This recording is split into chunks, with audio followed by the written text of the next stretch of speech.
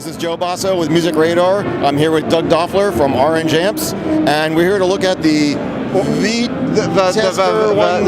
What is it? Well, Americans would say it's a tube tester. The tube tester, yes. But it's an Orange product, so it's technically the VT1000 is a valve tester.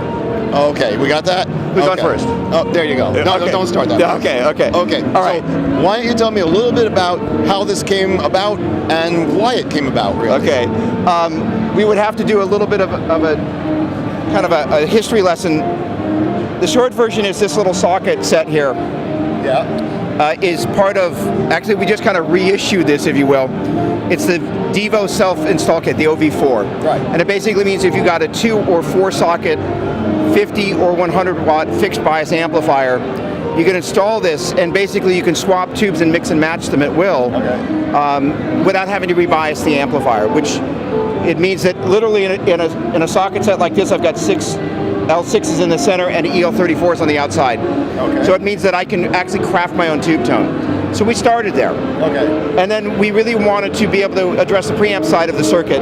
Basically, we've kind of put together a little bit of my collection of pedals here. We have Adam and Eve here, right? We got Adam and we've got Eve here. So really, this is the original DS1, black bottom. We got the original tube screamer. Right. And those were manufactured at a time when players, like myself, would walk into a store. A twin reverb, you have to get it ridiculously loud for it to start to break up. Yeah. So players really had a genuine need to start using pedals. As amps became more and more dependent on multi-gain stages, right, we still kept using pedals just because we started getting used to using pedals. And there's nothing wrong with pedals. Plus we like to do that thing with our foot. We love to do our thing with the foot, and especially when it interacts with the tube circuit, it's very special. And you're like, if I need more, every guitar player needs more. So the challenge is, we're trying to, basically with this pedal here, the original op amp that's in here, they can't make anymore. Right. So basically, you've got the Robert Keeley version of the new pedal trying to make it sound like the old pedal that's really trying to make it sound like the tube. And basically when you're holding all this stuff. And you're holding all this stuff. Now, eBay loves it. It gives you something to talk about on the gear page and on Music Radar. Right, yeah. But the reality is what you can do with the valve tester is you can actually go through and it can actually, there's a 7.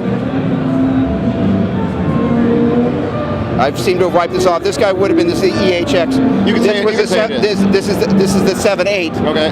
And then the Mullard was the 8.9. So basically, I now have gain stages associated with each one of these 3 tubes. So if I want to do a country gig, I'd use this preamp tube. If I want to do a metal gig, I use this preamp tube. And basically, the valve tester makes it really easy to use. You just plug in the tube, you turn it on, you kind of cycle through the appropriate type of tube using these togglers. You hit test about a minute and a half later on a preamp tube. It's going to give you a number. Basically, these tubes have a left and a right side. If they're perfectly balanced, it's going to be one number that's going to be solid. If the left side is a little bit less gainy, you're going to see that basically dot flashing on the 8 and a solid 9. If the right side is louder, you're going to see the thing flashing on the other side. You really know this stuff. Actually, what I just said was wrong. Whichever is the lesser gain is going to flash. My bad. So the beauty is like most of you guys, I've got tubes in drawers, but I don't know what the value is, and they sound different as you go from brand to brand. And so what you're going to get a chance to do is come up with a definitive setting on the tube, know what it is, right on the side of it with a Sharpie, and that way when you plug it into a circuit, you know exactly how much gain is going to be there. It's very cool. Yeah. With power amp tubes, the same process, but basically, in some ways, it's almost the opposite. Like the lower the setting is what you call early distortion, which means the lower the level, the easier it's going to break up. In the center there, you've got average. Hey, what do you know? And here is what they call late distortion, which is what you would want to put in a high gain amplifier, where ironically, the power amp section, you want to try and keep that fairly clean until you turn it right way up.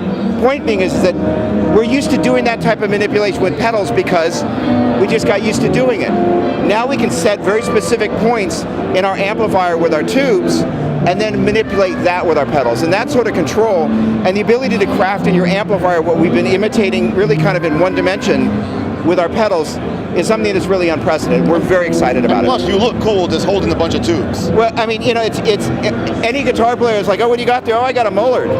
What do you got? He's holding a Muller, you know, it's great. And the beauty of it is that you can begin to go out, you know, this guy cost less than I paid for my vintage tube screamer.